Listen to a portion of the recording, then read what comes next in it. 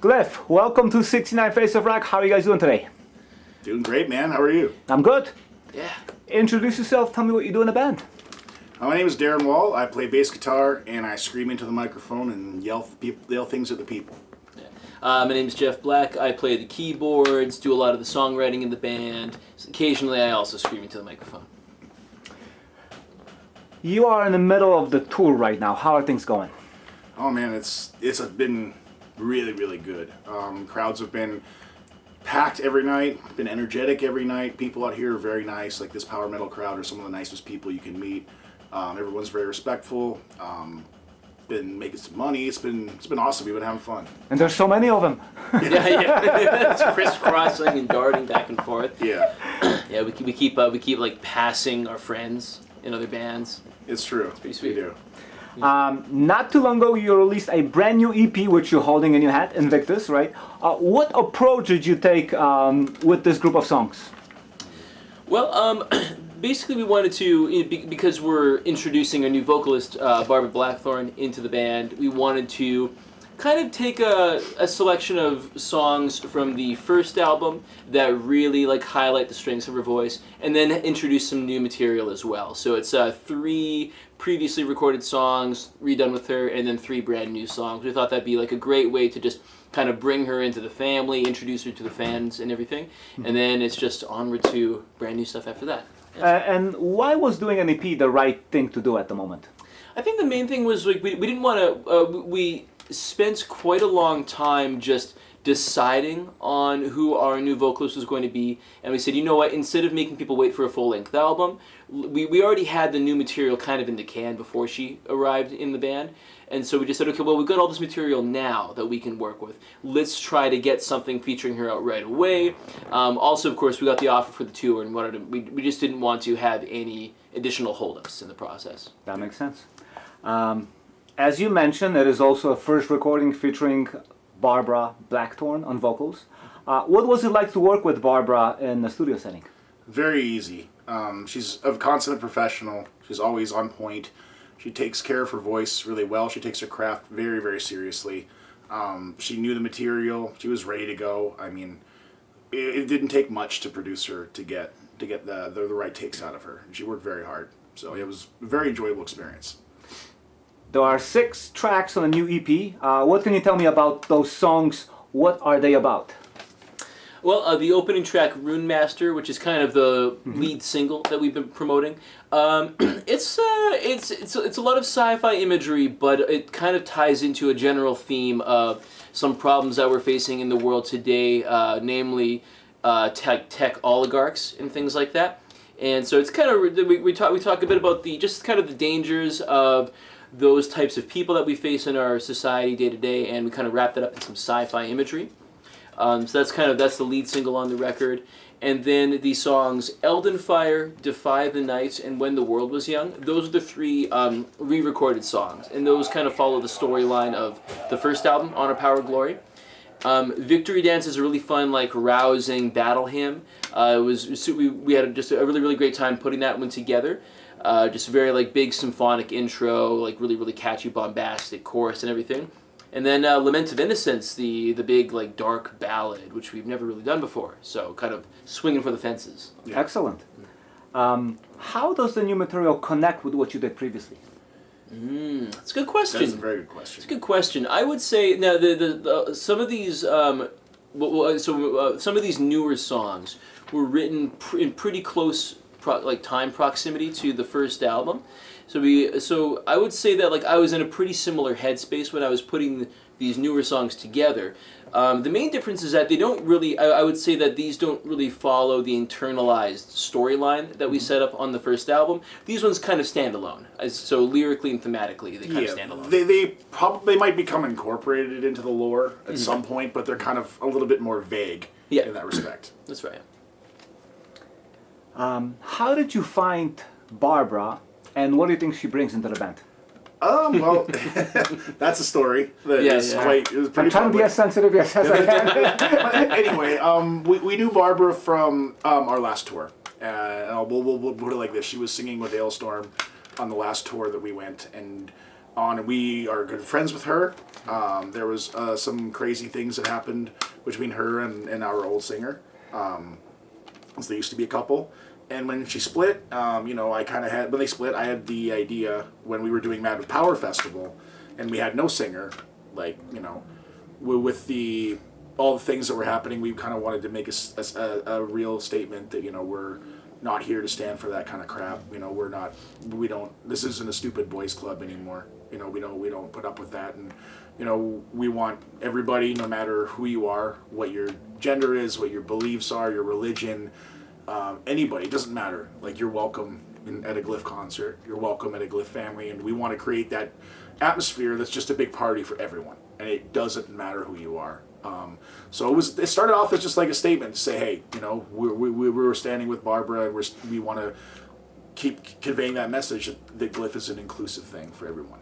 Now the show went really well, and we were looking for a singer, and Barbara mentioned she was interested in singing for the band full time because we had a great time at Mad with Power, and it was a lot of fun. And we said, okay, but you have to audition, because if we are to say, okay, you're just in the band, then you know how people are. They're going to talk, and they're going to say, oh, well, she just got in the band because she knew the old singer, blah, blah, blah. And it's just, that was the easy thing to do, and they're just doing this as a PR stunt. We made her audition, and she, frankly, kicked everyone's ass. So it wasn't even close. It was the only real audition that kind of made us go, wow, that's the one. So she earned the job. She absolutely earned it because she's the best singer for the job. Well, she certainly proved her worth tonight. Thank you. I'm glad to hear that.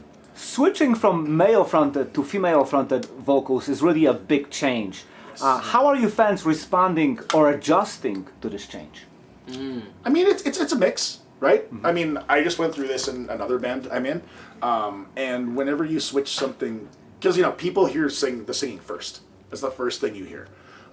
Some people are going to like it. Some people are going to not like it. There are going to be people who stay with us. There are going to be people be like, no, this is not for me.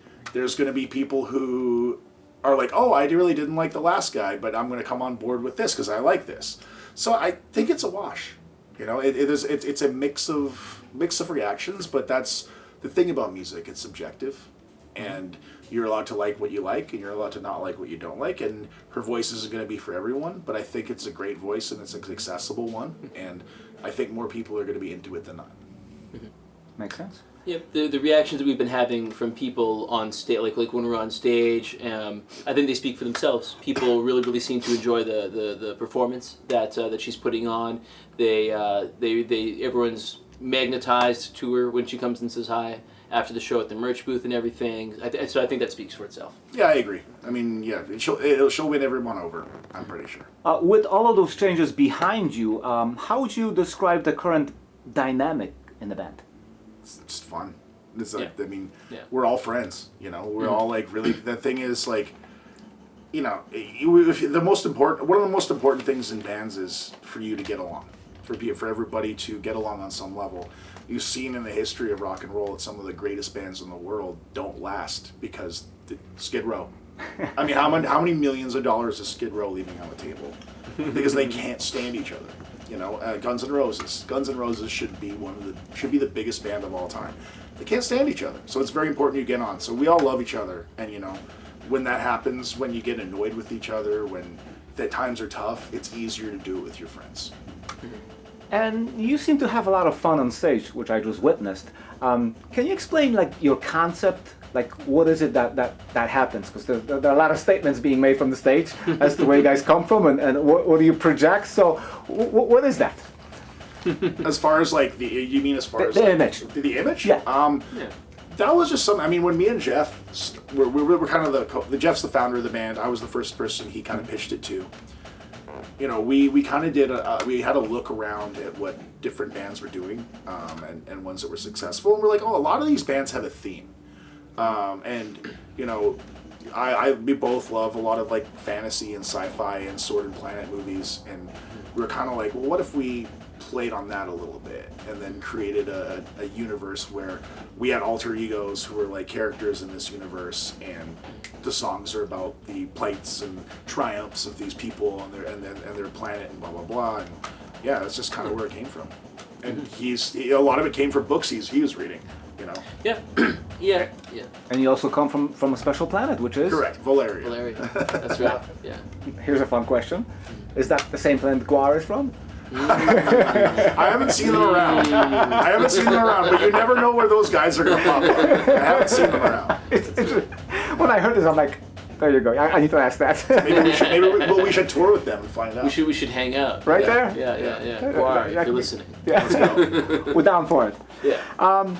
Is there any new music being worked on? What's your next step, basically? Yeah, working on some new tunes. I'm always writing something, but we've got a pretty large batch of songs and demos that we're kind of riffing off of right now. The next step is album number 2. So all new material featuring the lineup that you saw tonight, and that's the next move. So basically, as soon as we're done, as soon as we've kind of dusted off from the road, we're going to be just doing pre-production for the next record. So, what kind of a shape is it taking? Like, what do you think you're gonna go? it's an interesting question. I mean, the number one point of the band for me, regardless of who's singing for it and who's playing in it, is fun. It's got to be fun. It's got to take you on an adventure. It's got to be catchy. It's got to be melodic, and it's just got to get your blood pumping and everything, and just make you feel really good. And so I think that that mission has not changed, and I don't think it ever will. Hell yeah. Fantastic. Yeah. Finally, and that's the first finally, like the bands, they go on the farewell tour. Yeah, that's right. So the first finally question. All of you are involved in other projects. How do you find time to keep Glyph going? Well, I mean, I don't know. To me, Glyph kind of comes first, if I'm being honest. You know, like the Glyph is the band that takes us on national tours. Glyph is the band that is, kind of is being elevated a little bit in the scene. So to me, it's just, but yeah, I don't know. Like, I don't really watch TV or do a lot of stuff like that. I work.